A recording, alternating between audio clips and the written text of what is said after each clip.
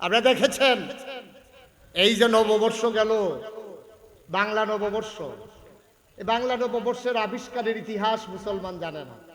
এটা ছিল ফসল ওঠানোর এবং খাজনা আদায় করার জন্য এটা একটা নির্ধারণ করা হয়েছিল বৎসর।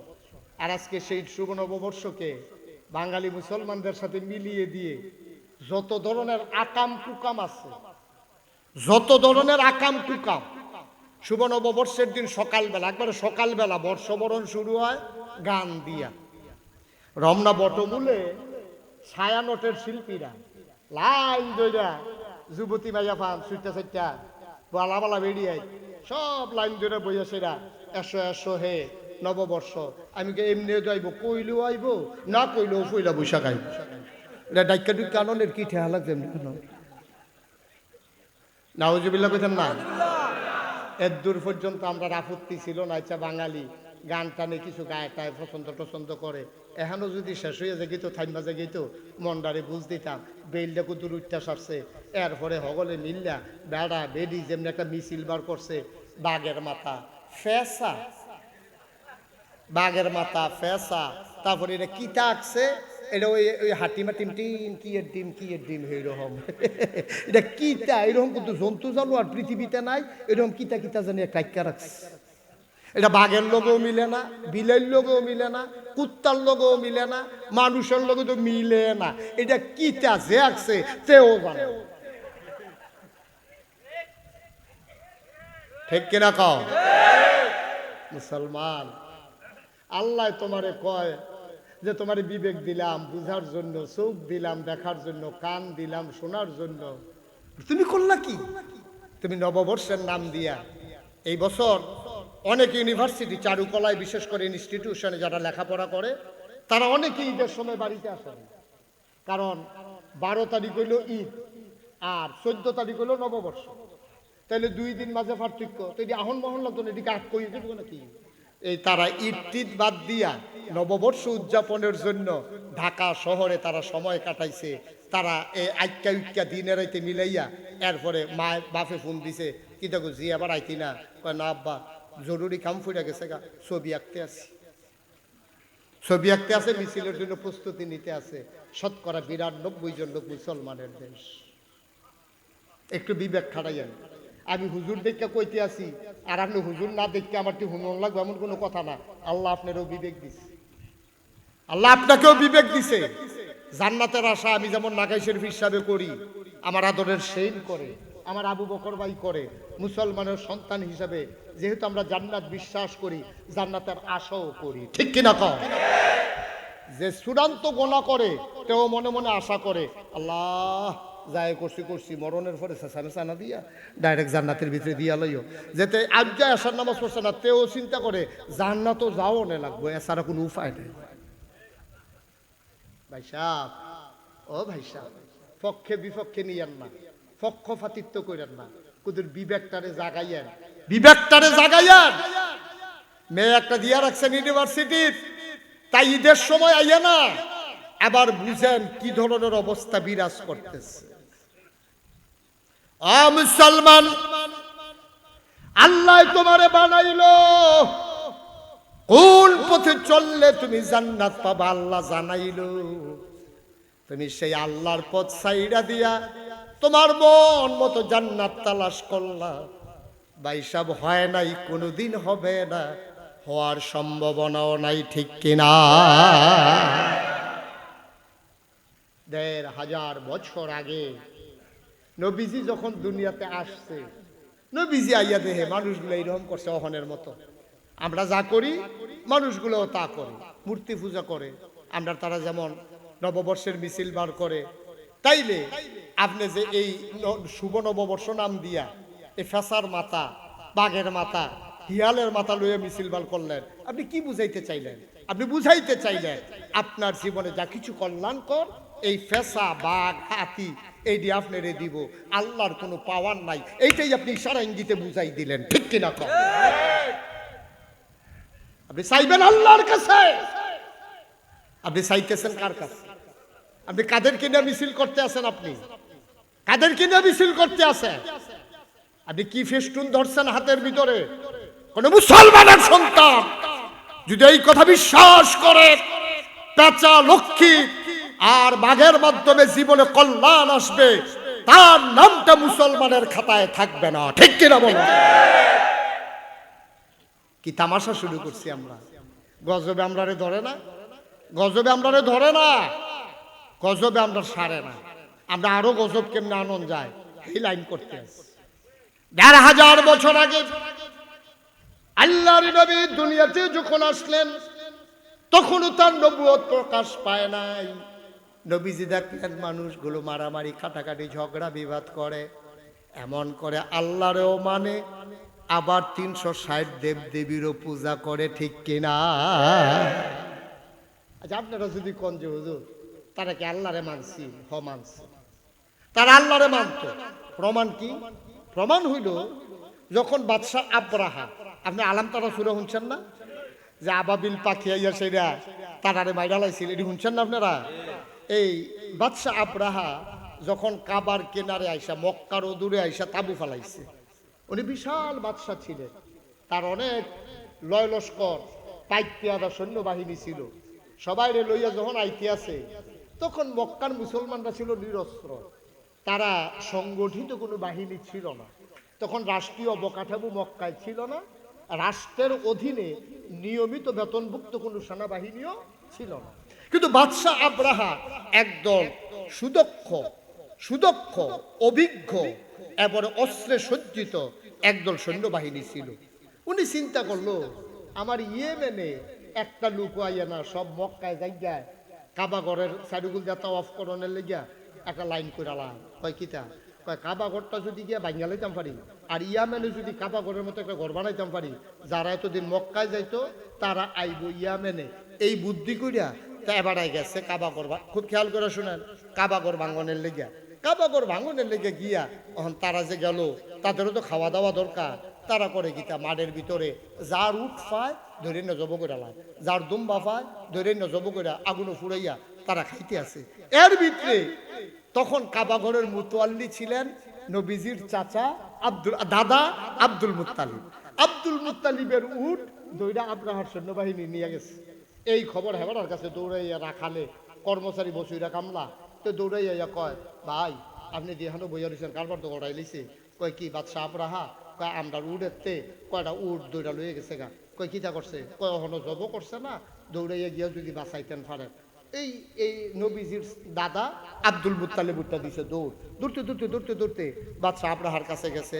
এরপরে যারা দারোয়ান আছে তারা কয় কি চাই? কয় বাদশাহ আব্রাহারে চাই। আসো ভিতরে আসো। ভিতরে লইয়া গেছে পরে বাদশাহ আব্রাহা কইতে আছে, আপনি কে? আমি কাবাগরের মুতোয়াল্লি, আমার নাম আব্দুল মুত্তালিব। সুবহানাল্লাহ বলবেন না? আমি কাবাগর দেখাশোনা করি, হজের সময় যারা আইয়ে তারারে পানি টানি খাওয়াই। তখন তো পানির ক্রাইসিস ছিল, এখনকার মতো তো ড্রামে ড্রামে পানি দিয়া এরকম সুযোগ সুবিধা ছিল না। তখন পানির খুব ক্রাইসিস ছিল, ওনারা জমা করে রাখতো পানি।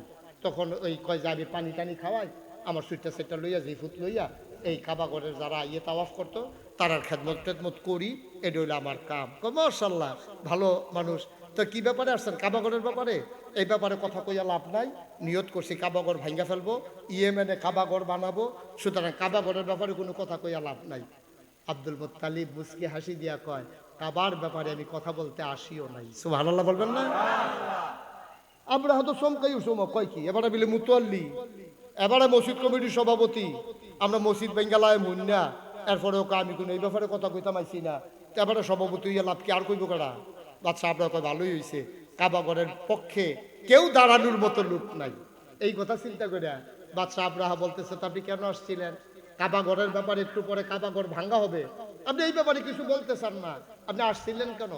আবার আব্দুল মুত্তালিব কয়, ভাই আমি আসছিলাম বাদশাহ আব্রাহা, আমি আসছিলাম, শুনলাম আপনার বাহিনী নাকি আমার উট ধরে নিয়ে আসছে।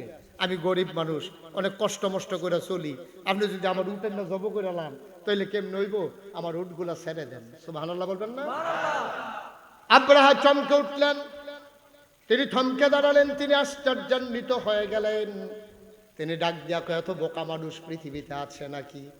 একটু পরে কাবাঘর ভেঙে ফেলবো, এই ব্যাপারে তোমার কোনো অভিযোগ নাই, কোনো মিনতি নাই, কোনো দরখাস্ত নাই।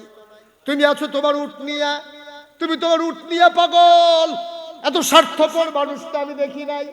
তোমারে কে দায়িত্ব দিছে? কেন তুমি কাবার মুতাল্লিব? এবার চোখের পানি ছেড়ে দিলেন আব্দুল মুত্তালিব। ডাক দেয়া কয়, আব্রাহা, আমি উটের মালিক, আমি তো উটের কথাই বলবো। কয় কাবার মালিককে? আমি কাবার মালিক না, কাবার যিনি মালিক উনি চিন্তা করবেন কাবা রাখবেন না ভেঙে ফেলবেন।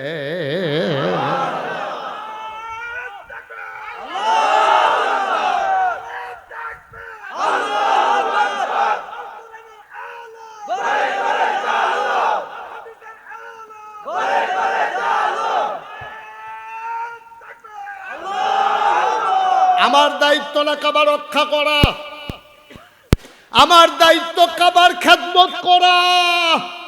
কাবার মালিক আমি না, সুবহানাল্লাহ কয় না? আমি কাবার মালিক না। কাবা নিয়ে আমার কথা বলারও দরকার নাই। আদার ব্যাপারীর জাহাজের খবর, আমি কাবা নিয়ে কথা বইলা কি করব? আমরা কাবা বানাইও নাই, আমরা রক্ষণাবেক্ষণ করি, আমরা চেয়ে চেয়ে দেখি, আমরা তার চতুর্পার্শ্বে তাওয়াফ করি। আপনি যদি ভেঙে ফেলেন, কাবারও একজন মালিক আছে, সুবহানাল্লাহ কয় না? আমি আমার উটের মালিক, আমি আমার উটের ব্যাপারে দরখাস্ত দিতে এসেছি। কাবার যিনি মালিক তিনি তার ফয়সালা দেবেন, কি করবেন। বাদশা আবরাহা চমকে উঠলেন, তিনি থমকে দাঁড়ালেন, তার পশম দাঁড়িয়ে গেল, ভয়ে তার দুরু দুরু হৃদয় কাঁপতে শুরু করলো। তিনি চিন্তা করলেন কাবার মালিককে। সবাই জানতো তখনও কাবার একজন মালিক আছেন, তিনি কে? Abu Jahl, Abu Lahab, Utba, Saiba, Mughira, Abdul Muttalib, Abu Talib, যারা সব তারা কাবার যে একজন মালিক আছে এক আল্লাহ, তারা এটা স্বীকার করত। তা আমরা যে কই তারা 300 দেবদেবীর পূজা করতো, সেটা কোনটা? তারা অনেক চিন্তা করে দেখছে এক আল্লাহ এত ঝামেলা শেষ করন উনি একলা পারত না। নাউজুবিল্লাহ, কি এটা তো চিন্তার কথা না। এখন যেবারে রোদ দিব এবারে আবার ব্যাগ দেয় কেমনে, দুইটা দুই রকম না। এখন তারা বুদ্ধি করে দেখছে, রোদ খুব খেয়াল করেন সিহন কথা, তারা বুদ্ধি করে দেখছে আল্লাহ তো একজন আছে, তবে রোদের লাগিয়ে একজন দায়িত্বশীল দরকার আছে। যেমন ওয়ার্ডে ওয়ার্ডে আমরা ইউনিয়ন চেয়ারম্যান আছে, এরপর আবার ওয়ার্ড মেম্বার আছে না, হ্যাঁ তারা এরকম ভাগ করে সেটা একজন প্রধানমন্ত্রী, আল্লাহরে প্রধানমন্ত্রী রাষ্ট্রপতির জায়গা রাখিয়া আবার মন্ত্রী পরিষদ বানাইছে, উপজেলা চেয়ারম্যান বানাইছে, মেয়র বানাইছে, সিটি কর্পোরেশনের এই মেয়র বানাইছে, ওয়ার্ড মেম্বার বানাইছে, ওয়ার্ড কাউন্সিলর বানাইছে, এরপরও আবার গ্রামে গ্রামে সর্দার বানাইছে। কত টান কইরা সমাজটা ঠিকঠাক হয়েছে। তো এক আল্লাহ বুঝি এত টান পারবো? সমাজটা যদি এত টান লাগে তো আল্লাহর লোকেও কিছু সহযোগীর দরকার আছে। তো তারা রোদের লাগিয়া রাখছে একজন, ব্যাগের লাগিয়া রাখছে একজন, তারপরে গিয়ে আমাদের দিনের লাগিয়ে একজন, রাইতের লাগিয়ে একজন, লেহাফড়ার লাগিয়ে একজন, ফিডাফিডির লাগিয়ে একজন। এমনি মিলাইতে মিলাইতে দেখছে 360-এর কমে হয় না। কয়জন লাগে? মক্কার তারা তো 360-এ মিলাই লাইছে, আপনারা তারপরও বাটফার কইয়া লাইছে। আর হিন্দুরা মিলাইয়া দেখছে 33 কোটির কমে হয় না। আমরার আল্লাহ হইল একজন, খেয়াল করেন পেলাম। ইহুদিরার আল্লাহ হইল 2 জন, খ্রিস্টানদের আল্লাহ হইল 3 জন, মক্কার তৎকালীন কাফেরদের আল্লাহ আছিল 360 জন। আর আমরার হিন্দু ভাইরা তারার দেবদেবী হইল 33 কোটি। জিনিসপত্র বেশি, তারা ওই হেমনে ভাগ করে লাইছে। তারা ওই চাউল, আমরা মনে করেন ধানের লেগে একজন, তারা আবার ধানের ভিতরে ভাগ করছে ইরি গুরু কাটানি সাহেব, তারপরে গিয়া বাজাল, তারপরে গিয়া চিনি গুঁড়া, কালিজিরা, এমনি মিলাইতে মিলাইতে দেখছে এই ধানের ব্যাপারে তো 25-30 জন লাগে। আমরা আল্লাহ না কয়জন? তাহলে কাফেরারাও আল্লাহ একজন মানত, মান্না সেরা সহযোগী মাত্র 360 জন। ওখান আমরার কারবার এমন হয়েছে, আপনি যদি কবেন যে হুজুর আমরা কি এত খারাপ, কইলে তো বুঝবেন ভালো না খারাপ। আমি তো মিলিয়ে মিলিয়ে দেখাইতেছি না আপনারা। আমরা তারাও এক আল্লাহ মানে, এরপরে আবার এক আল্লাহ মান্না আমরা তারা মাজারও যায় নাকি যায় না? কিরে কিরে কিরে তারা চিন্তা করে দেখছে আল্লাহ সব দিকে খেয়াল করে পারতো না। আল্লাহর কাছে কতই কইছে, আল্লাহ একটা বাচ্চা কাচ্চা আমারে দিও। আল্লাহ ফারে না দেখিয়ে দেবে না, শাহজালাল মাজারও যাওয়ার লাগছে। আর আসতে না কইবেন নাউজুবিল্লাহ। এবারে চাইয়া দেখছে আল্লাহর কাছে অনেক কইছে, উমরা বেড়াইয়া করছে, এবারে হজ বেড়াইয়া করছে, এতিমখানাত গরু বেড়াইয়া জব কইরা খাওয়াইছে, বিল্ডিং বেড়াইয়া তুইলা দিছে একটা চুইটা সেটার লাগিয়া। শেষ পর্যন্ত দেখছে আল্লাহ যখন পারে না, এরপরে শাহজালাল মাজারে গিয়া কইছে, বাবা শাহজালাল আল্লাহরে কইসলাম পারে না, এর লাগিয়া তোমারে ধরছি, যেমন তুমি দেও। নাউজুবিল্লাহ কেন দাও? জোরে কইতেন না নাউজুবিল্লাহ? আজকে বাংলাদেশে ধর্মের নাম দিয়া ওই পীরের কাছে, মাজারের কাছে এমনি গিয়া যেমন আল্লাহর সাথে অংশ দিতে চায়, সেকুলারিজমের নাম দিয়া, আধুনিকতার নাম দিয়া ওই মূর্তি পূজা, পহেলা বৈশাখের নববর্ষের সেই মিছিল, ওইটাও প্রমাণ করে তারা মনে করে এক আল্লাহ দিয়ে হবে না। এই জন্য তারা পেশা গুতু তুপেশা, তারপরে বাঘ শিয়ালের চেহারা নিয়ে তারা মিছিল করে কল্যাণ কামনা করে। ঠিক কিনা বলো? গজবে ধরছে, আমরা গজবে ধরছে। গজব টের পাইবা কারে কয় গজব? ভাই কুদুর চিন্তা করে চললেন, কুদ্দুর চিন্তা করে চললেন, মনটা যা ধরে তা কইলেন না, দুনিয়াতে থাকবেন না। আপনার পূর্বপুরুষ যারা ছিল তারা নাই, আপনিও থাকবেন না। এটাই হচ্ছে বাস্তবতা। ঠিক কিনা বলেন? থাকবেন আপনি? কথা বলেন, থাকবেন? থাকবেন না, থাকবেন না তো। এমন একটা জিন্দেগি করে যান, আপনার মৃত্যুর পরে আপনার এলাকার মানুষ যেন বলতে বাধ্য হয়, আরে একটা ভালো মানুষ বিদায় হলো। তাহলে না জীবনের সার্থকতা, তাহলে না জীবনের সার্থকতা। এই জন্য আমি প্রায় মাহফিলে বলি, কি হবে ফুলের মালা দিয়া, কবরে গিয়া যদি দেখো জোতের মালা। ঠিক কিনা কন? 60 বছরের জিন্দগি তোমারে কত ফুলের মালা দিছে, তোমারে কত গেট করছে। আরে প্রাইমারি স্কুলের ছোট ছোট বাচ্চাটি রোদের ভিতরে তোমার লাগিয়া খেলা করে রাখছে, মন্ত্রী সাহেব, এমপি সাহেব, এই রাস্তার মধ্যে এটা নিয়ে গাইমা গুইমা চুপ চুপা চুপ চুপা, এবারও আইয়া না, এটা নিয়েও যায় না। তুমি তো মনে করছো এই দুনিয়া, এটা কিচ্ছু না। তুমি মনে করছো দুনিয়ায় তোমার ফুলের মালা দিছে, দুনিয়ায় বাচ্চারা দাঁড়াইয়া তোমার হাত নাড়ছে।